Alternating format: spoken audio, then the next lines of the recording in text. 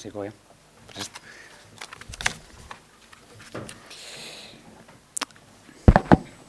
Arratsaldeon, Jaun Andreok. Muy buenas tardes, señoras y señores. Este es un acto que tiene algo de formal, pero que querríamos fuera un acto cercano y entrañable y que lo guardaran como tal en su recuerdo. Mila esker denoi, etortzeagatik eta ongi etorriak. Ongi etorri berezi bat, eman nahi diegu gaurko benetako protagonistei. 2019 urtean informatika ingenitzako gradua eta baita desagertzear dagon informatika ingenitza masterra ere amaitu duten pertsonei. Antes de nada, querríamos darle una especial bienvenida a los y las verdaderas protagonistas de hoy, los egresados de la promoción del 2019 en el grado en Ingeniería Informática y también en el máster en Ingeniería Informática, en la que será una de sus últimas ediciones. Mila esker eta ongi etorriak. Ekitaldiak bi zati nagusi izango ditu. Aurrenekoan, Itziar Cortés Informatika Fakultateko ikasle ohiak eta egun Eluiar Fundazioko itzulpengintza teknologien ardura duenak hitzaldi bat emango digu. Bigarrenean, diplomak eta beste zenbait sari banatuko dizkiegu titulatu berriei. Eta Nekane Balluerka UPV-ko errektore Andreak hitz batzuk emango dizkigu. Horrez gain, ekitaldia bukatzeko UPV-ko abesbatzak emanaldi txiki bat eskeniko digu. Az gaitezen ba, maiko kideak aurkeztuz. Mailaren buruan, Nekane Balluerka UPV-ko errektore Andrea. Bere ezkerrean, Alexander Mendiburu irakaslea eta Informatika Fakultateko dekanoa. Nos acompaña también en la mesa, al lado del decano Alexander Mendiburu, José Antonio Martínez, presidente del Colegio de Ingenieros e Ingenieras en Informática de Euskadi. Asimismo, contamos con la presencia de Itziar Cortés, exalumna de la facultad, responsable de tecnologías de traducción de Eluiar y encargada de la charla de esta tarde, a la derecha de la rectora Nekane Balluerka. Azkenik, eskuinean, Itziar Irigoyen, decana de Relaciones Externas e Investigación de la Facultad de Informática. Eskerrik asko denoi, gurekin hemen izateagatik. Antes de comenzar, quiero también mencionar y dar las gracias a las personas encargadas de la organización y del buen funcionamiento de este acto. Eli Mendizábal, secretaria del decanato, la jefa de negociado Luisa Monsalve y la jefa de administración Belén Navitarte. Besterik gabe, orain fakultateko dekano Januari emango diot hitza. Ales. Mila esker, Txus. Arratsaldeon guztioi, errektore Andrea, benetan eskertzen dizugu, gurekin egotea ekitaldi honetan. Errektore orde, zuzendari eta dekanoak, maikideok, ikasle, guraso eta gainontzekoak. Orain dela 2 urte, informatika ikasketen 40. urteurrena ospatu genuen Donostian. Gure zentroa, Madril eta Bartzelonakoekin batera, lehena izan zen informatikako ikasketa ofizialak eskaintzen. Orduz geroztik, fakultatean 4.000 ingenieritik gora esi eta trebatu dira. Eta zenbaki hau, zuei esker, goruntztoa. Por ello, hoy es un día muy especial para todas y todos, pues una nueva promoción de estudiantes ha finalizado sus estudios en nuestro centro. Estamos felices porque todo el esfuerzo y dedicación de estos años han dado su fruto. Y nos sentimos orgullosas y orgullosos de haber guiado vuestra formación y de haberos podido acompañar en este recorrido. Y espero que entorpeciéndoos lo justo. También me gustaría tener unas palabras de agradecimiento para las familias, pues estoy convencido de que su apoyo, y no solo en el aspecto económico, ha contribuido de forma relevante a vuestro éxito. Orain, zuen txanda da, behar bezala erantzutea, bai zuen aideei, eta baita gizarteari ere, jasotako aukera eta babesagatik. Unibertsitate publiko eta kalitatezkoa. Oraingoa, informatikarientzat garai gozoa da. Eraldaketa digitalean murgildurik gaude. Konputagailuak, mugikorrak, gailua dimentsuak eta edonon internet. Eta tresna eta teknologia hauek guztiak diseinatzeko, esartzeko eta mantentzeko ezinbestekoa da ingeniari informatikoaren irudia. Zorionez, enpresa eta erakundeak honetaz konturatu dira eta ingeniari informatikoen beharra nabarmena da. Realizaréis, por tanto, la transición al mundo laboral. tenéis ante vosotras y vosotros infinidad de puertas, en principio desconocidas, y esto os puede hacer dudar de vuestras capacidades. Baina zuetariko gehienok, enpresekin harremanak izan dituzue, praktikak edo gradu amaierako lanak direla eta. Por ello, esta transición hacia un futuro profesional y excitante no va a ser difícil, y además contáis con una red de seguridad. Esa red es la que os proporciona vuestra formación, que es vuestra base y vuestro bien más preciado. Las tecnologías cambiarán, pero estad tranquilas y tranquilos, pues comprobaréis en primera persona vuestra capacidad para adaptaros e integraros en este entorno cambiante. Y además, poco a poco, ir aportando vuestro grano de arena en el diseño, desarrollo y aplicación de nuevas tecnologías. Como he indicado, la formación es la base, sí, pero será necesario que añadáis otros ingredientes, que seguramente habéis utilizado a lo largo de la carrera, para garantizar una receta exitosa. Entre otros, actitud, proactividad, capacidad de aprendizaje, esfuerzo, autocrítica y satisfacción por el trabajo bien hecho. Beraz, osagai hauek guztiak batuz, ziur gaude profesional bikainak izango zaretela, eta denok zuetaz harro egongo garela. Azkenik, ailegatu da eguna, gure aldetik gero arte, urte hauetan ikasitako dena mesedez, eman eta zabaltzazue. Zorionak.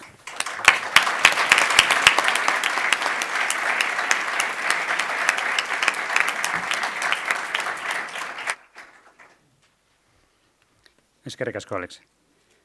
Jarraian, aurtengo graduazio ekitaldiko hitzaldia entzungo dugu Itziar Kortes Etxaberen ahotik. Ingeniari informatikoa da eta HUko hizkuntzaren azterketa eta prozesamendua masterra dauka. Beste lan batzutan jardun duen arren, azken 11 urteak Elujarren daramatza. Hizkuntza teknologietan ikertzen dute Elujarren, eta teknologia hoiekin lotutako garapenak egiten dituzte. Hizkuntzarekin harreman zuzena duten teknologiak bezeroen aplikazio eta bestelokotan txertatuz. Gaur egun, itzulpengintzarako teknologien arloko arduraduna da, beste era batean esan da, itzultzaile profesionalentzat lagungarriak diren tresnak eta zerbitzuak eskaintzen dituen arloan egiten du lan. Últimamente, Itziar ha centrado sus esfuerzos en el mundo de la traducción automática, pero seguro que tiene muchas otras cosas interesantes que contarnos. Mila esker Itziar, gure gonbidapena onartzagatik, nahi desunean.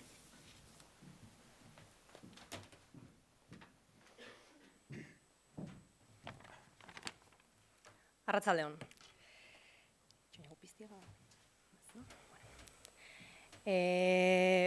Itziar Kortes naiz, Txusek esan duen bezala, eskerrik asko gonbidapena egiteagatik.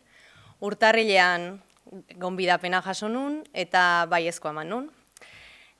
Para mí es un honor que me hayáis invitado a este evento, así que primeramente eskerrik asko por haberme invitado y por darme la oportunidad de dar esta pequeña charla, porque va a ser breve, ¿vale? Entonces, orea izateaz gain, azken egunetan konturatu naiz ardura latza badala, hemen gaur zuei azalpenak ematea edo hitz batzuk esatean, bai? Orduan, ze kontatuko diet bukatu berri duten ikasle hauei, ez? Orduan, atzera begira jarri naiz eta hitzalditxo hau prestatzeko atzera egin dut eta sinez pentsatzen unibertsitatean noiz hasi nintzen. 2003, bale. Unibertsitatea iritsi nintzen eta egunero nire herriko, niretzat aldaketa bat izan zen. Herriko institutotik hirira. Egunero joan etorriak, autobusa leporaino. Ez dakit gaur egun nola den. Bai? Esan nien gurasoei, aita ama, nik ingenieritza informatikoa egin nahi dut. Claro, era la primera de la familia que iba a la universidad. En mi casa era algo nuevo y no sabían lo que era. Bueno, pues yo quería ir a la universidad. Entonces, y eso, he empezado a sacar cuentas de cuando empecé a venir y 2003, ayer. Entonces he dicho, bueno, un poco vieja también soy comparado con vosotros.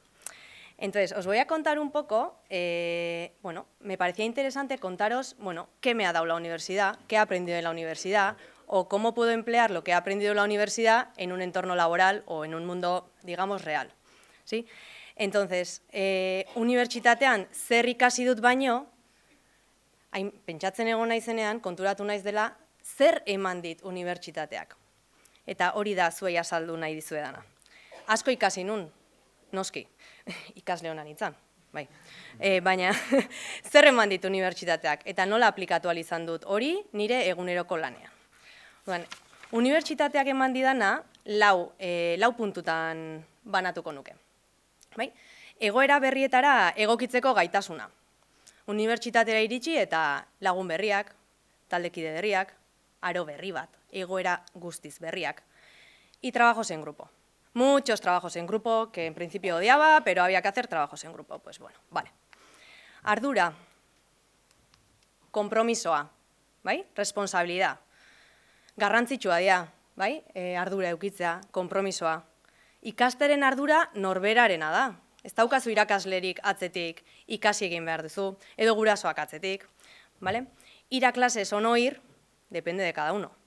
En nuestros tiempos, pues había gente que pasaba más tiempo jugando a cartas en el Pacos que en clase, pero bueno.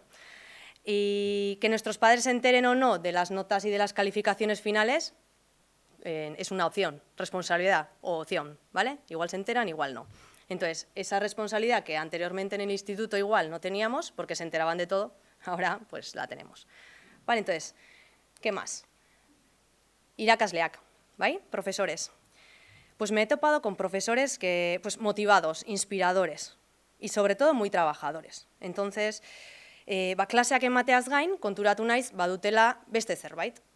Ikasteko grina, ikertzeko grina, gehiago jakitekoa, ikasleak proiektutan involukratzekoa, proiektu ezberdinetan parte hartzeko aukera izan dut. No sé si en otras facultades tienen este tipo de profesores, pero yo creo que es un tesoro que tenemos en la Facultad de Informática, que no me canso de decir y que debemos de tener en cuenta, y la suerte que hemos tenido, claro. Vamos por la cuarta. Oinarria, jakintza, bai? La base. Lanean egingo dugun lan askoren oinarria unibertsitatetik jaso dugu, bai? Seguro que en algún momento pensamos que lo que hemos aprendido en la universidad no nos sirve para nada. Os aseguro que vais a pensar eso. Pero llega un momento que dices, pues no, es verdad que en algún momento dices, sí, me ha valido, la universidad me ha valido para algo. Vale. Pentsatzet, esaten ari naizena, zuentzat ez dela berria, konturatuko zinetela unibertsitatea gauza hauek eman dizkizuela, edo konturatu ez bazarete, laizter konturatuko zaretela. Orduan, pixka saiatuko naiz, orain masterra egingo duzuen, edo lanean hasiko zareten, edo, bueno, etapa bukatu da, beste bat hasiko duzue. Saiatuko naiz pixkat, 4 puntu horiek, eguneroko lan munduan, nola aurkitu ditudan azaltzen. Así que voy a mencionaros los 4 puntos, pero ahora en el mundo laboral, cómo los he percibido en el mundo laboral y cómo me han ayudado en el mundo laboral. Egoera berrietara egokitzeko beharra, bai? La necesidad de adaptarse a nuevas situaciones. Proiektu berriak sortzeko beharra, ikertzekoa, berrikuntza sustatzekoa proiektuetan. Hoy en día tengo que adaptarme continuamente a nuevas realidades, a nuevos proyectos. Tengo que trabajar con grupos de gente de distintas disciplinas, de distintas organizaciones, todos en un mismo proyecto, trabajando todos a la vez, cooperando. Así que la experiencia adquirida en la universidad sobre los trabajos en grupo, pues lo he podido aplicar aquí, ¿vale? Bestalde, talde lana, o konpromisoa, el trabajo en equipo. Ez dira taldeko lanak egiten lanean zabiltzanean. Talde lanean jarduten dugu, ez da berdina, bai? No hay más. Y el trabajo en equipo es muy importante en los puestos de trabajo que vais a ocupar. Entonces, bueno, si igual como a mí no os gustan los trabajos en grupo, bueno, haceros a la idea de que van a venir. Hirugarrena, irakasleak. Bueno, pues seguimos teniendo profesores. Ahora mis profesores son mis compañeras y compañeras de trabajo, los de mi grupo, los de otras organizaciones. Bai? Elkarri erakusten jarduten dugu, eta elkarrengandik pila bat ikasten dugu. Eta hori oso aberasgarria da eguneroko lanerako. Eta oinarria, etengabe ikastea, aprendizaje continuo. Gezurra dirudi, baina batzutan, unibertsitatean ikasitako zerbaitez oroitzen gara, edo irakasle batek esan duen zerbaitez, eta esateko, zerbaiteako balio izan zuen. Eta egia da, informatika azkar doala, eta Alexe komentatu du, etengabe eraldatzen ari da, eta zortekoak hor gaudelako. La tecnología está avanzando a pasos agigantados. Tendremos que aprender día a día y estar al día de todos los avances tecnológicos, porque la informática es tecnología y es lo que nos toca. Espero que lo podréis disfrutar. Eta guztia, deskubritu dut lanean. Zer eman ditu unibertsitateak, nola aplikatu ditut kontu horiek nire eguneroko lanean, baina pentsatu dut interesgarria izan daitekela nire esperientzia pertsonala beste modu batera zuei helaraztea edo azaltzea. Entonces, ¿cómo llegué al mundo laboral, al mundo real del trabajo? Bi karrera mailako proiektu egiteko aukera izan nuen hemen, bata ingenieritza teknikoan, nire garaian ingenieritza teknikoa zeon, eta goi mailako ingenieritzan. Lehenengoan, itziarrekin, azterketa bat egin genuen, konturatu ginearako, edo, kezkatuta gendelako, emakume oso gutxi zeudela informatikan, gero eta gutxiago zeudela, bazela berakada bat, eta, ingen duen, estereotipoak ote ziren, ibili ginen, inkestak, análisis estatistikoak. Todavía es verdad que sigo pensando que no sé cuál es la razón de que no vengan las mujeres a hacer estas carreras tan interesantes. Pero bueno, veo que todavía hay algunas, mantengo la esperanza. Bigarrena, itzulpen automatikoakin lanian hasi nintzen. Adibidetan oinarritutako itzulpen automatikoko proiektu batean. Proiektu hortan, elkarlana zertzan ere ezagutzeko aukera izan nuen. Comencé a hacer el proyecto en el UIAR y en ese proyecto también colaboraban investigadores del grupo de investigación ISHA de la UPV. Entonces trabajamos en cooperación. Y es así como llegué hace unos 11 años a el UIAR y empecé a conocer la traducción automática. Claro, he trabajado en traducción automática durante 11 años, pero también he tenido que trabajar en otros proyectos, que no todo es investigar he tenido que trabajar en desarrollos, aplicaciones y otros temas. Igual alguno me ha visto también en la tele hablando, que eso también me ha tocado, que os va a tocar a vosotros también igual. Entonces, ¿qué era la traducción automática cuando la conocí hace 11 años? Adibidetan oinarritutako itzulpen automatikoa, nolabait, sistema automatikoa zen, patroiak erauzten zituen esalditatik, eta hortik, magia bidez, itzulpen automatikoko sistemoa sortzen genuen. Eta horrekin batera, ezagutu nuen baita matxin itzultzaile automatikoa, gaztelaniatik euskarara itzulpenak egiteko lehen sistema automatikoa. Hau erregeletan oinarritutakoa zen, eta hori ere ezagutzeko aukera izan nun. Nolabait, hizkuntzalariek sortzen zituzten hiztegiak eta erreglak, kombinatzen genituen informatikariek eta itzultzaile bat sortzen zen. Y he traído un ejemplo para que podáis ver lo que era hace 11 años, lo que hacía un sistema de traducción automática hace 11 años.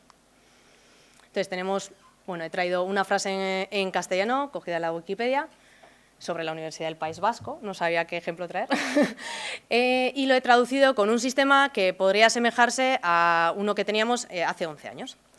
Orduan, los que entendéis euskera podéis valorar seguramente muy bien que la traducción es, digamos, entre muy mala y mala, ¿vale?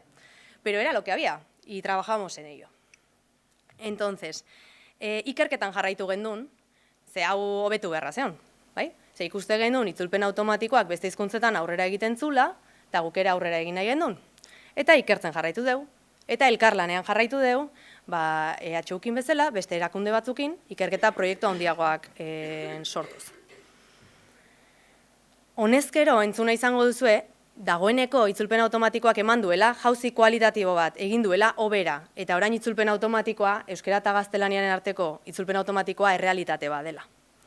Que la traducción automática entre el euskera y el castellano es una realidad, y que la calidad que se consigue en estos sistemas es muy alto. Y voy a hacer una comparación, como lo hace Google, también como lo hace Google.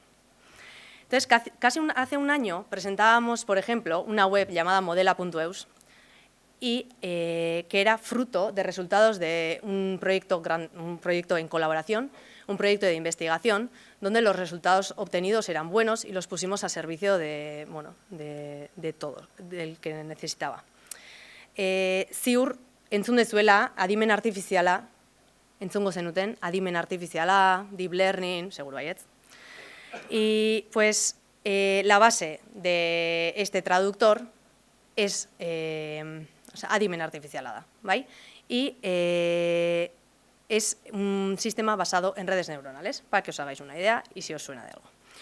Orduan, emaitzak ikaragarri hobetu dira, eta hemen ekarri dizuet konparaketa bat emaitzarena. Bai? Euskerazkoa irakurriko dut, Euskal Herriko Unibertsitatea, Euskal Herriko Unibertsitate Publikoa da, 3 kampusetan antolatuta erkidegoko 3 probintzietan. Bizkaia, Gipuzkoa eta Araba. Ziur nire lankide itzultzaile esaten badiet zuzentzeko, ziur, zuzenduko dutela. Baina orokorrean oso emaitza ona dela esatera ausartuko naiz. ¿Vale? Y este, por ejemplo, es un resultado que hemos obtenido con un sistema que hemos creado en colaboración con el grupo de la UPV y Xataldea. Bueno, y sigamos con mi ámbito de trabajo, no me voy a extender mucho. Trabajo, tal y como he dicho, en el UIAR. En el UIAR hacemos muchas cosas y una de las cosas en la que trabajamos es en las tecnologías de la lengua. Eso quiere decir que trabajamos el idioma, ¿sí? Entonces hay lingüistas y hay ingenieros informáticos, ¿vale? Y entre todos hacemos cosas. Trabajamos mucho con el euskera y desde el euskera, pero mirando hacia el multilingüismo, ¿vale? No nos quedamos en el euskera, vamos hacia el multilingüismo. Eta eraldaketa baten erdian gaude. Eluiarrek, niri pertsonalki aukera ematen dit, eluiarren egoteak, eraldaketa horren parte izateko. Adibidez, gure leloa edo da, hizkuntza teknologiaiek eta adimen artifiziala baliatu nahi ditugula, lurralde adimendun batean sinesten dugulako, eleaniztasunean sinesten dugulako, eta iruditzen zaigulako gizarte inklusibo baterako lagungarri direla hizkuntza teknologiak. Orduan, ni benetan pozik nago olako enpresa eredu batean lan egiteagatik eta proiektu hauetan lan egiteko aukera izateagatik. Beraz, karrera hau egiteak eta bide hau hautatzeak aukera eman dit proiektu interesgarretan parte hartzeko eta gauza berritzaile pila bat ezagutzeko. Orduan, yo tengo la suerte de poder trabajar en un trabajo que me encanta, diseñando, implementando nuevos proyectos, nuevos servicios, nuevos productos. Y espero que vosotros también tengáis esa oportunidad de poder disfrutar en el trabajo tanto como lo hago yo. En un entorno agradable y motivador, porque creo que la motivación que tengamos en el trabajo es clave para poder seguir avanzando e innovando. Eta nire aldetik besterik gabe, zorionak, onaino iritsi zareten guztioi, eta espero dudala hemendik aurrerako bidea ere, orain arteko bezala, ederra izatea, eta mila esker.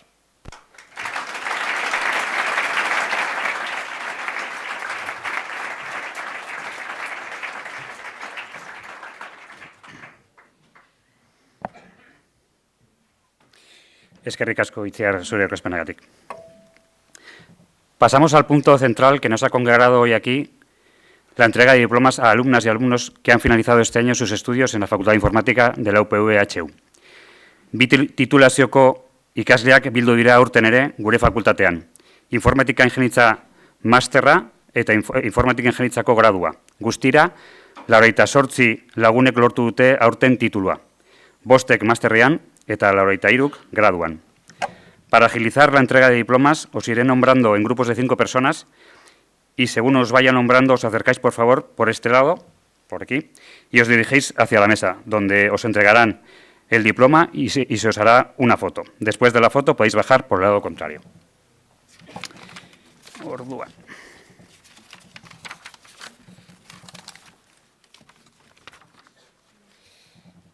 Etorri mesedez, Amaia Alfajeme Palacio, Ollán Arroyo Arrizabalaga, Adrián Artola Corta, Asier Barrasa Almeida eta Miguel Blanco Martínez.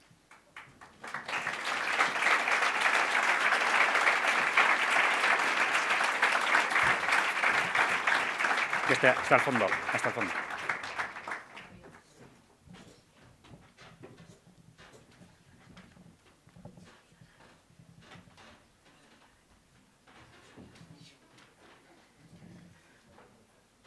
Sergio Cavia Barajas, Manex Dárceles Garay, Íñigo Erquicia García, Markel Galarraga Castaño y Jon Guilló Rodríguez.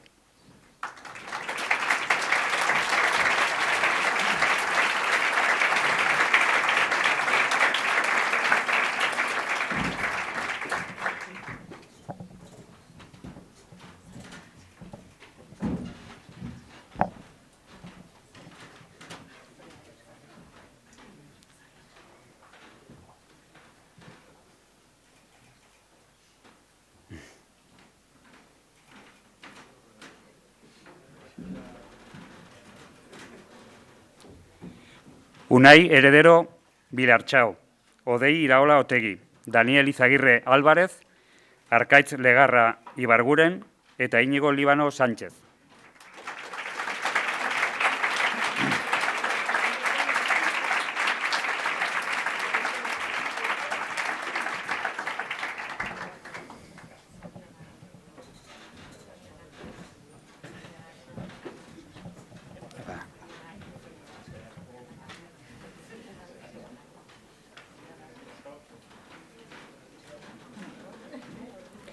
Alex López Rojas, Isabel Los Santos Necoetxea, Ander Madienabeitia Arakistain, Ander Mancisidor Picabea eta Cristian Martín Merino.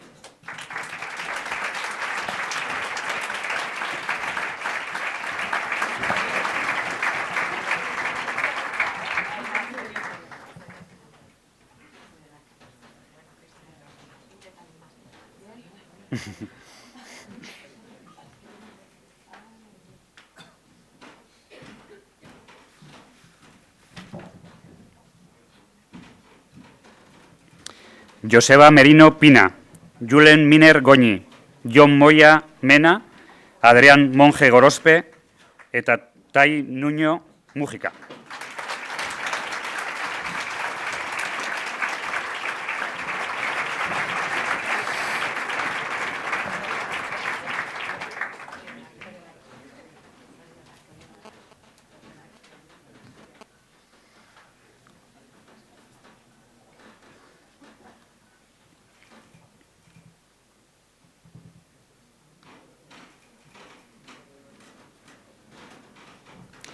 Aritz Olea Goenaga, Jokin Ortega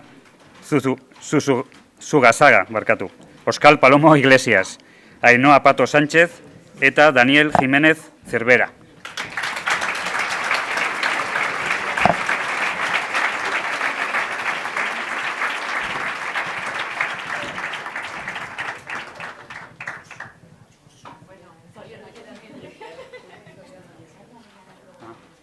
Ez da iritsi guanera.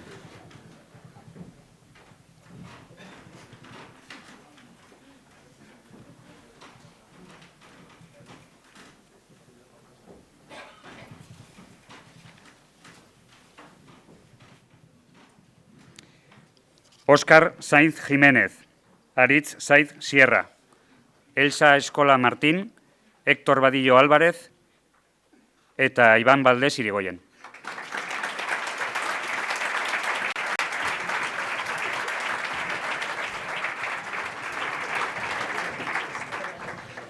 Zorionak.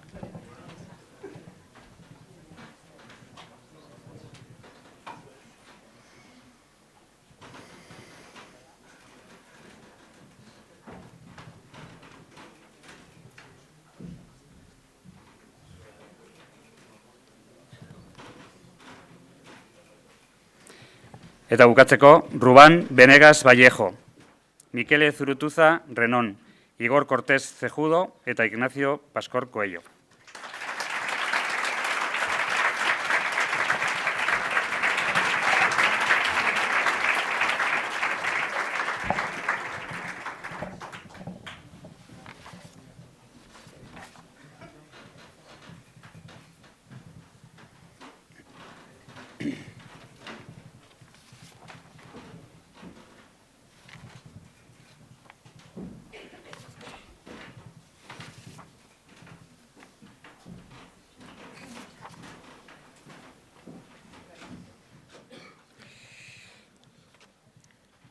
Enhorabuena, zorionak denei.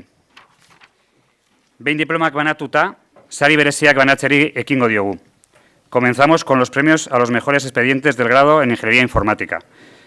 Hace entrega la rectora de la UPVHU, Nekane Balluerka, al mejor expediente y premio extraordinario del grado en Ingeniería Informática, Aitor Romarzábal Oregui. Lo recoge su compañero Aritz Olea.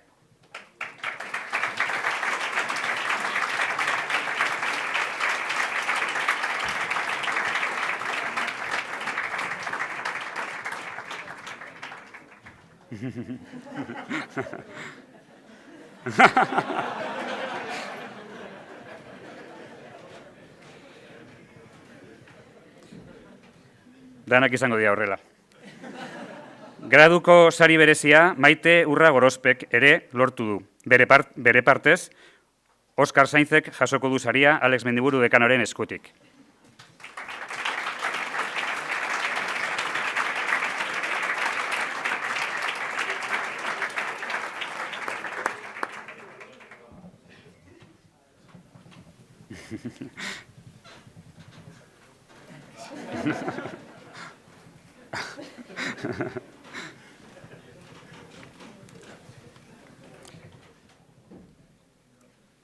Hace entrega la rectora de la UPVHU, Nekane Balluerka, al mejor expediente del máster en Ingeniería Informática, Ignacio Pastor Coello.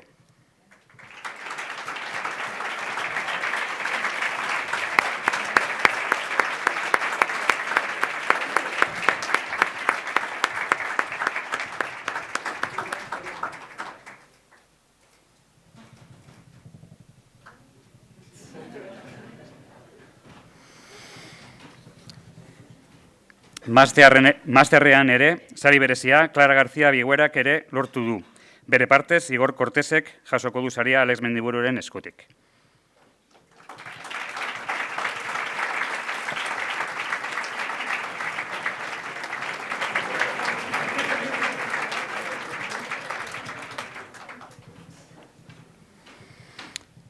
Eta bukatzeko, hace entrega el decano del Colegio de Ingenieros e Ingenierías e Informática, José Antonio Martínez, al mejor trabajo fin de máster en Ingeniería Informática, diploma y pin de oro, también a Ignacio Pastor Coello. El título del trabajo de fin de máster es Suministro dinámico de servidores en la plataforma Aura y ha sido desarrollado en la empresa NENT Solutions.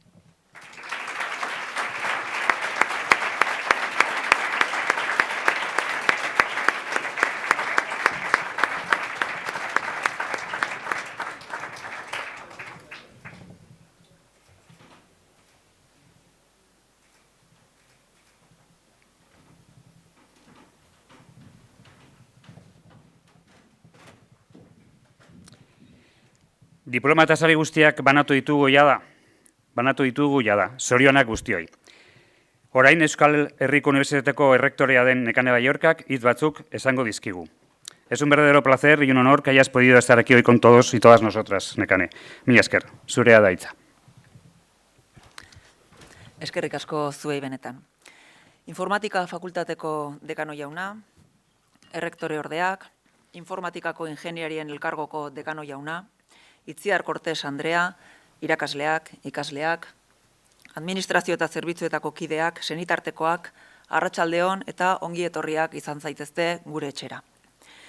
Oso atsegina egiten zait zuekin guztiekin batera graduazio ekitaldi honetan parte hartzea. Lehenik eta behin, nire zorionik beroenak informatikaren ingenieritzako graduan eta informatika ingenieritzako masterraren diploma jaso duzuen ikasleoi. Baita espediente honenak eta master amaierako enpresako lan honenaren aitortza lortu duzuenei ere, naiz eta gehienak hemen ez egon. Era berean, nire eskerrik zintzoenak eman nahi dizkiot Itziar Cortés Andreari eman digun hitzaldi bikainagatik. Esan den bezala, Itziar Elhuyarreko itzulpen teknologia arloko arduraduna da, eta baita fakultate honetako ikasleoia. Benetan oso interesgarria iruditu zaiz, zure ibilbidea, unibertsitateak eman dizuna, nola lotu dezun hori behar duten gaitasunekin, gure ikasleek eta etorkizuneko gazteek behar dituzten gaitasunekin, eta niretzat zurea eredugarria da. Horregatik, nahiko nuke neska askok, mutilak ere bai, baina neska askok jarraitu dezaten bere ibilbidea. Hainbat graduazio ekitaldian parte hartu ondoren, horrelako emanaldietan unibertsitate arduradunok oro har bi ideia nagusi aipatzen ditugula ohartu naiz. Ideia horietako baten arabera, unibertsitatean ikasteak privilegiatu egiten gaitu. Mundu guztiaren eskura ez dauden jakintzak eta trebetasunak lortzeko aukera ematen digulako. Eta bigarren ideiak azpimarratzen du titulua eta gaitasun profesionala eskuratzea zuen lanaren eta ahaleginaren emaitza dela. Badirudi, honako hau esaten ari gatzaizkizuela. Ezaztu, zorte honeko jendea zarete. Eta aldi berean, beste honako hau ere. Zorionak lan bikaina egin duzue, meritua zuena da, eta zuena da ere eginiko lanagatik eskuratu duzuen titulua. Bi ideia horiek ez dira batera ezinak. Unibertsitatean ikastea privilegio bat da, bai. Baina unibertsitateak ingeniarien ogibidea garatzeko aitortzen duen gaitasuna zuek lortu dezue. Zuen lanari eta ahaleginari esker. Aukera bat izan dezue. Hori zorionekoa izatea da, baina aukeraz baliatzen ere jakin duzue. Eta hori zuen lorpena da, zuen meritua. Ikasle baten ibilbidean, guraso eta lagunen erantzukizuna txikituz doa pixkanaka. Aldi berean, handitu egiten dira, beraien arrotasuna, eta seme-alabak erantzukizun gero eta handiagoak hartzen ikustearen poza. Arazoei aurre egiten, erabakiak hartzen, bidegurutzetan batera edo bestera egiten.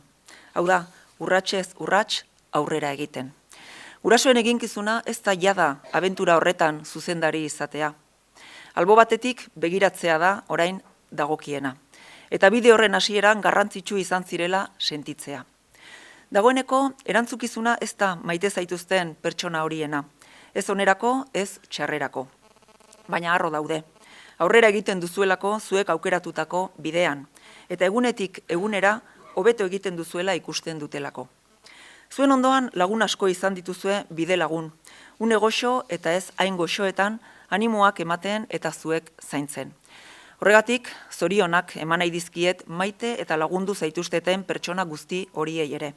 Senitartekoak, adiskideak, zuen lorpena egin batean beraiena ere badelako. Porque en el largo camino que habéis atravesado para conseguir la graduación o el máster, ha habido a vuestro lado, como decía, personas importantes, padres, madres sobre todo, pero también otras personas muy queridas que os han apoyado en los momentos de desánimo y que han compartido también las alegrías cuando éstas han llegado. Seguro que para ellos y para ellas la alegría de hoy es también muy grande. Y grande debe ser vuestro reconocimiento por ese apoyo permanente e incondicional. ¿No os parece que merecen nuestro aplauso? Os pido que os pongáis de pie, les miréis y les brindéis un gran aplauso a vuestros familiares.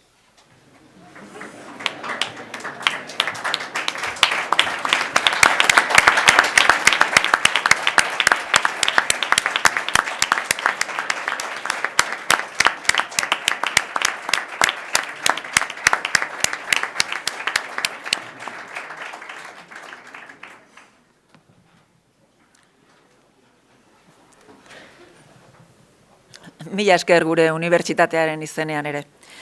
La entrega de estos diplomas quiere ser un signo de reconocimiento y gratitud. Reconocimiento a quienes habéis merecido estos diplomas y gratitud a quienes os han precedido en esta facultad. Lo que hoy es nuestra sociedad es debido, junto a muchas otras, también a la aportación de las promociones que han salido de esta facultad. Todas ellas forman parte de la historia y del presente de este centro, de esta universidad, de esta ciudad, de Guipúzcoa y de todo el País Vasco. Un ejemplo palpable de cómo la cualificación profesional de las personas es la mayor fuerza transformadora de una sociedad. Ahora, junto a esas generaciones que han arrimado el hombro para ser lo que ahora somos, vosotros y vosotras representáis una nueva promoción de grado y de máster. Vuestro esfuerzo y trabajo os han permitido culminar esta titulación. Habéis contado con vuestra resolución y con un prolongado esfuerzo personal.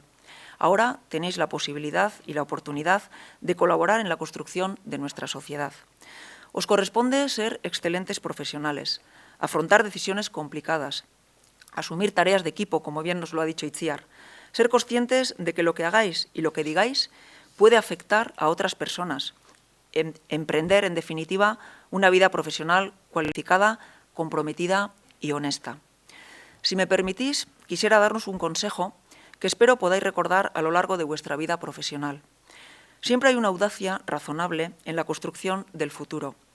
Me gustaría que mantuvierais a lo largo de la vida esa audacia, ese atrevimiento que caracteriza a las personas con iniciativa y que les lleva a buscar soluciones, a enfrentar nuevos proyectos, a no conformarse con lo que nos ha sido dado. Creo que la disposición personal, la dedicación, el arrojo, la pasión por vuestro trabajo será tan importante como vuestra cualificación profesional. Ya lo han dicho algunas personas que me han precedido en el uso de la palabra. Y junto a esa valentía personal y profesional, la humildad intelectual. La universidad nos ayuda a saber más y de esa manera a ser conscientes de lo poco que sabemos. Solo la gente ignorante cree que ya sabe lo suficiente y solo la gente que empieza a ser algo más sabia reconoce que le queda muchísimo por saber. Os invito a no perder nunca esa humildad, porque será siempre un acicate para avanzar en el trabajo y también en la vida personal. Beraz, zorte on zuren ibilbidean, zorionak lortu duzen tituluagatik, benetan onena opa dizuet etorkizunerako, eta dekanoak esan duen moduan nik ere, esan nahi dut ez aztu inoiz, eman eta zabaltzazue. Eskerrik asko.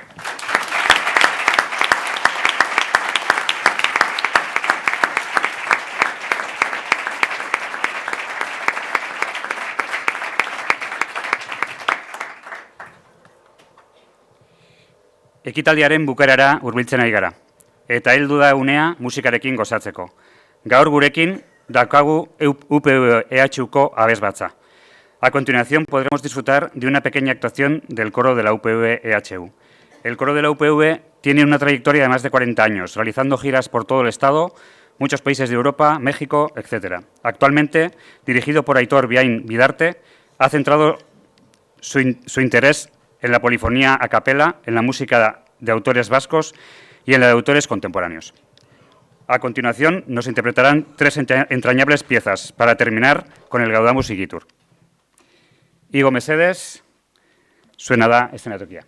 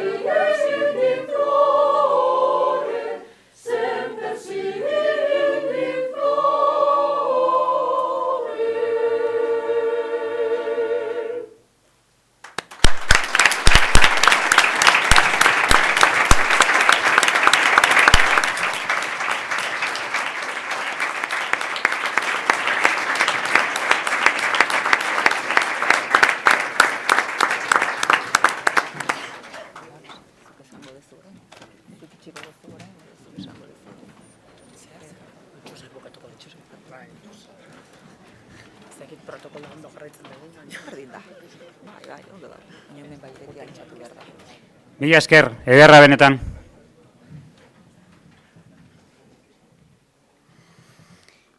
Orain bai, bukatzear gaude. Y ahora unos avisos antes de acabar. Primero, dirigida a todos los titulados y tituladas, haremos una foto del grupo en las escaleras del hall del edificio, por lo que os pedimos que, por favor, cuando finalice el acto, os dirijáis hacia allí. A continuación, están ustedes invitados a tomar unos pinchos y, si lo desean, charlar más distendidamente. Será en el primer piso del edificio. Decir que allí mismo están expuestos los pósters a modo de resumen de los trabajos de fin de grado realizados por esta promoción. Y para terminar, solo nos queda desear que la relación que iniciasteis y habéis mantenido con la facultad perdure, al menos afectivamente, en el tiempo. Arratsalde on Jan Andreok, eta mila esker zuen arretagatik.